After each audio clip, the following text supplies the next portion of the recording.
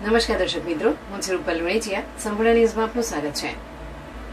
વાવ તાલુકામાં ચોમાસાની શરૂઆત સાથે જ વારંવાર વીજ પુરવઠો ખોરવાતા ખેડૂતો અને ગ્રામજનોમાં ભારે રોષ ફેલાયો છે.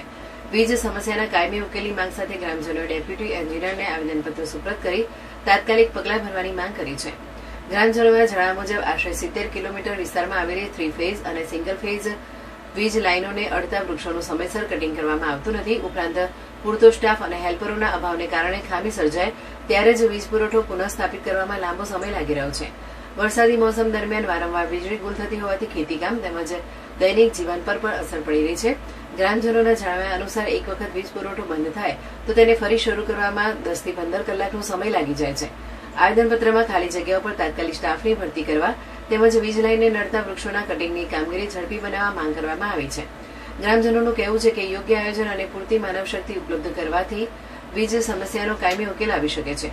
વેજિયાવાસ ગામના એક યુવાને જણાવ્યું હતું કે માલસણ ફીડર વિસ્તારમાં વરસાદ પહેલા જ વીજ પુરવઠો બંધ થઈ ગયો હતો.